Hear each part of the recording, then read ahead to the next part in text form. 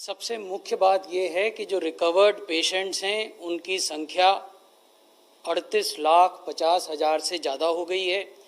ये विश्व की हाईएस्ट संख्या में से एक है।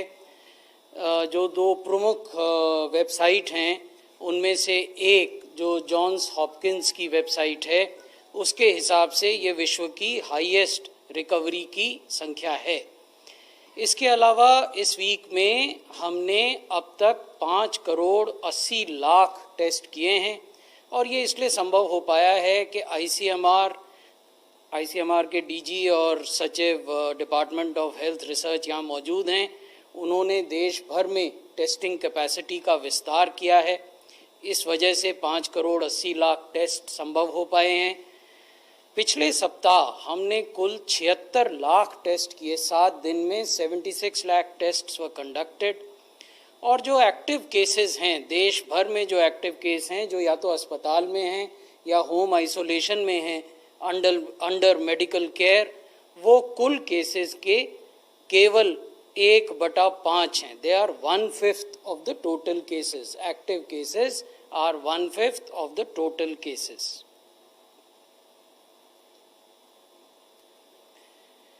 अब मैं देश में क्या स्थिति है वो आपको बताना चाहूँगा। आप ये देखेंगे कि 14 राज्य और केंद्र शासित क्षेत्र ऐसे हैं जहां आज भी 5,000 से कम एक्टिव केसेस हैं। There are 14 states and union territories in the country where the total number of active cases are still less than 5,000. There are 18 states and UTs in the country where the total number of active cases are between 5,000 and up to 50,000. कुल 18 राज्य और संघ शासित क्षेत्र ऐसे हैं देश में जहां एक्टिव केसेस की संख्या 5,000 से लेकर 50,000 तक है और केवल 4 राज्य ऐसे हैं जहां एक्टिव केसेस की संख्या 50,000 से अधिक है। There are only 4 states in the country where the total number of active cases is more than 50,000. तो ये पूरे देश की स्थिति को हम संक्षेप में आपके समक्ष प्रस्तुत कर रहे हैं। अभी भी 5 राज्य हैं जहां देश के 60% एक्टिव केसेस हैं। महाराष्ट्र में 29.5%, 29.5% of the total active cases in the country are concentrated in Maharashtra. 9.9, almost 10% cases are in Karnataka. 9.4 are in Andhra Pradesh. 6.8 are in Uttar Pradesh. 4.7 are in Tamil Nadu, and remaining 39.6% are in the rest of the states and UTs.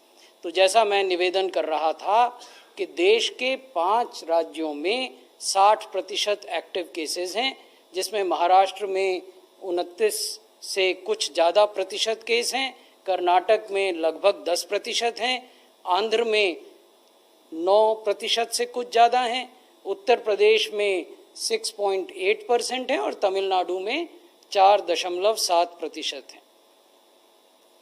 ये हम आपको दिखाना चाहते हैं कि प्रत्येक सप्ताह इन राज्यों में नए केसेस की स्थिति में क्या परिवर्तन हो रहे हैं। और ये जो आंकड़े हम आपके सामने रख रहे हैं ये 1 जुलाई से लेकर 15 सितंबर तक के आंकड़े हैं नए केसेस के, वीक ऑन वीक बेसिस। जैसा मैंने पहले भी आप लोगों को बताया है कि स्वास्थ्य मंत्रालय के स्तर पर हम प्रतिदिन प्रत्येक राज्य में कितने केस हो रहे हैं उसको ट्रैक करते हैं, प्रति सप्ताह कितने केस हो रहे हैं उसको ट्रैक करते हैं, क्यूमुलेटिवली कितने केस हुए उसको ट्रैक करते हैं। तो इसे अगर आप देखें तो आप ये पाएंगे कि महाराष्ट्र में जुलाई के पहले सप्ताह में नए केसेस की प्रतिदिन होने वाली संख्या लगभग 6,000 थी, जो अब बढ़कर 21,900 से कुछ अधिक हो गई है। यानी जो क्लियर ट्रेंड है वो प्रत्येक दिन केसेस के बढ़ने का है। अगर आप कर्नाटक को देखें तो वहाँ कुछ स्टेबलाइजेशन नज़र आता है। पिछले 3 सप्ताहों में 1 जुलाई से लेकर लगभग 25 अगस्त तक या उससे कहिए 18 अगस्त तक केसेस लगातार बढ़ रहे थे, फिर घटे और अब कुछ स्टेबिलिटी की तरफ बढ़ रहे हैं। उत्तर प्रदेश को आप देखें तो वहाँ सप्ताह दर सप्ताह प्रत्येक वीक में केसेस की संख्या बढ़ रही है। आंध्र प्रदेश में लगभग कर्नाटक की तरह पिछले 3 सप्ताहों में कुछ स्टेबिलिटी आई है प्रतिदिन आने वाले नए केसेस में। तमिलनाडु में हमें डिक्लाइन कुछ दिख रहा है, initial signs of a decline in Tamil Nadu in respect of new cases week on week. तो ये हम आपसे साझा करना चाहते थे ये जानकारी, क्योंकि जब हम एब्सोल्यूट नंबर्स की बात करते हैं तो इस तरह का जो ग्रैनुलर डिटेल है, जो सप्ताह दर सप्ताह कैसे संख्या बदल रही है, उसकी ओर हमारा ध्यान सामान्यतः नहीं जाता है, तो उसको देखना भी बहुत ज़रूरी है। अब मैं यही चीज़ आपको प्रतिदिन होने वाली मृत्युओं की ओर आकृष्ट करके बताना चाहूँगा।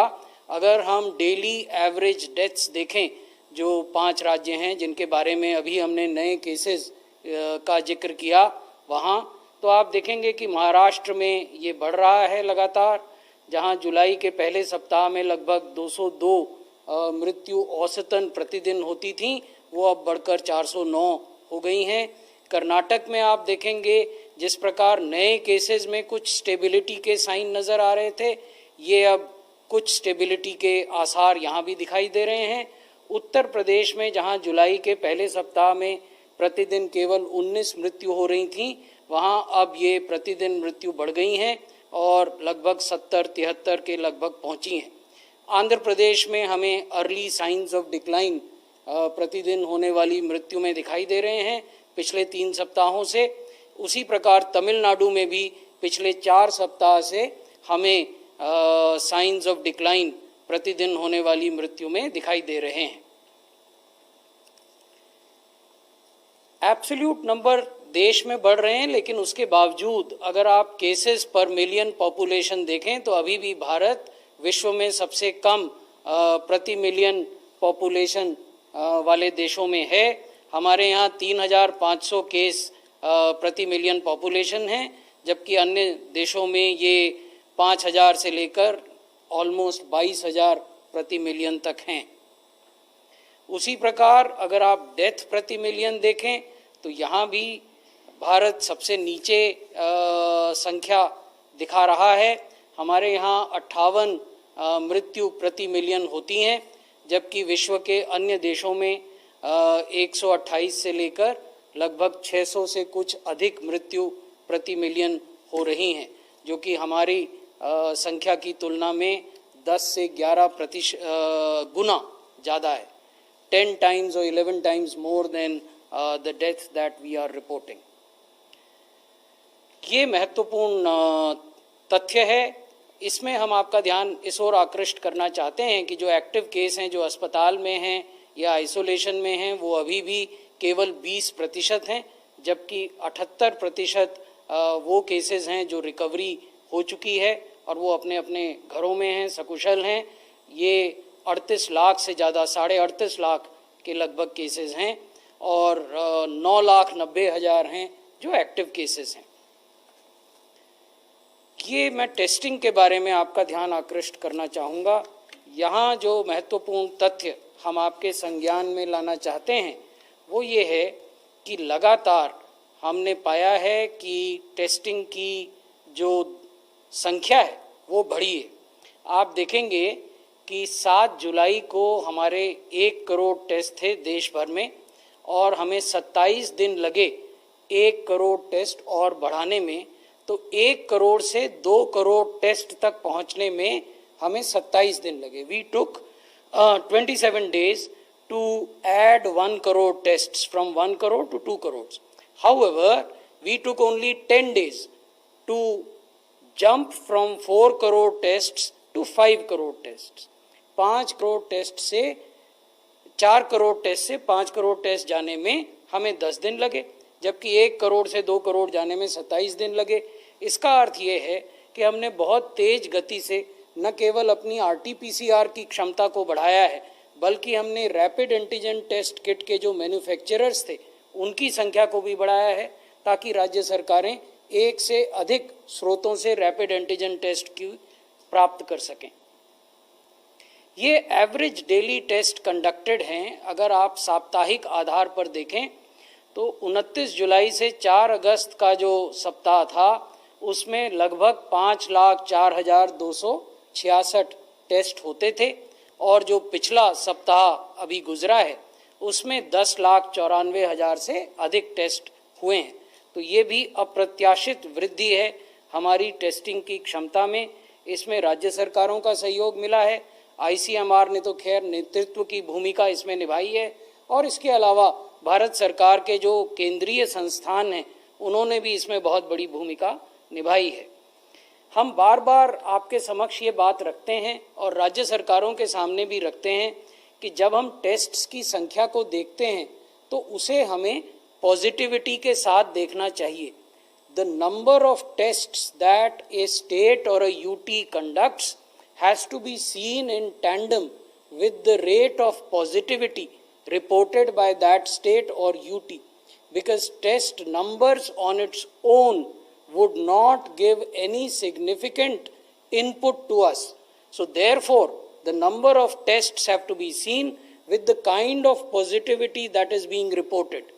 If in spite of large number of tests being conducted, the positivity remains high, the state needs to ramp up the testing further. इस पृष्ठभूमि में मैं अब इस स्लाइड को आपको समझाना चाहूँगा। आप देखेंगे कि दिल्ली भारी तादाद में टेस्ट करता है, लेकिन दिल्ली में पॉजिटिविटी रेट 8.9% है। देश का जो पॉजिटिविटी रेट है, एवरेज पॉजिटिविटी, वो 8.4 है। तो हम चाहेंगे कि ये टेस्ट बढ़ें। हमने ये जानकारी दिल्ली प्रशासन को भी दी है।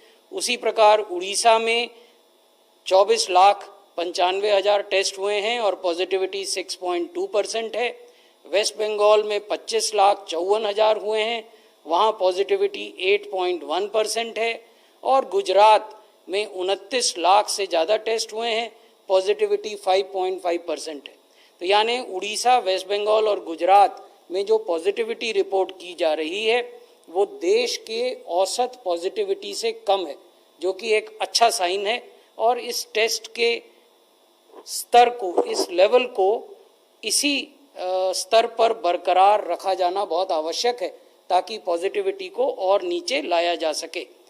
अब अगर कर्नाटक को देखें तो वहाँ 38,59,000 टेस्ट हुए हैं और पॉजिटिविटी अभी भी 12% है।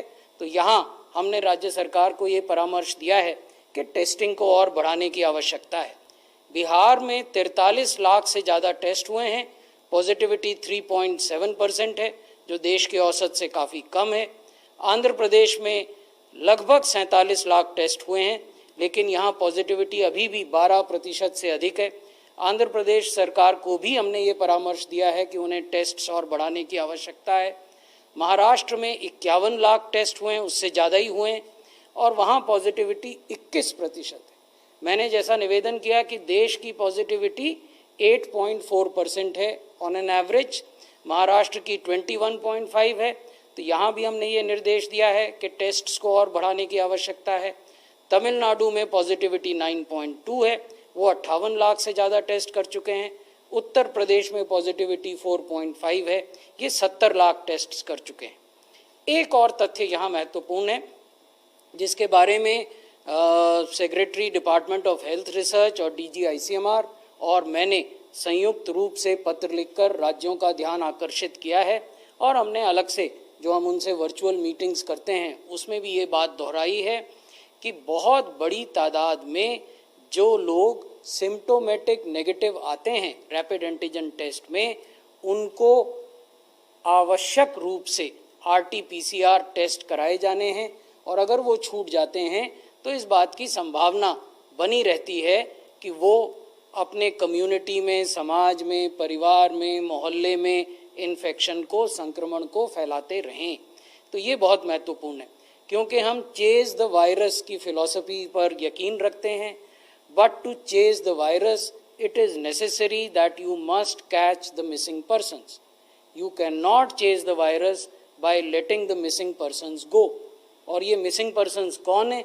ये मिसिंग पर्सन्स वो हैं जो सिम्टोमेटिक नेगेटिव थे रैपिड एंटीजन टेस्ट में और जिनको हम RT-PCR टेस्ट नहीं दे पाए। तो इसकी तरफ हम राज्यों का ध्यान लगातार आकर्षित करते रहते हैं। ये तथ्य है जो मैंने पहले भी आपको बताया था कि अब हम बहुत तेजी से अपने केसेस में रिकवरी देख रहे हैं। देश में इस समय 38.5 लाख से ज़्यादा लोग ऐसे हैं जिनको कि संक्रमण हुआ और जो अच्छे भले हो गए, भले चंगे हो गए, अपने घरों में हैं। यहाँ भी आप देखेंगे कि 10 लाख से 15 लाख रिकवरी का लक्ष्य पाने में हमें 11 दिन लगे, लेकिन 30 लाख से 35 लाख की रिकवरी 7 दिन में देश में हो गई। तो रिकवरी की जो दर है, the rate of recovery day on day is also showing an increase. बहुत बहुत धन्यवाद। लाइक करें, सब्सक्राइब करें और शेयर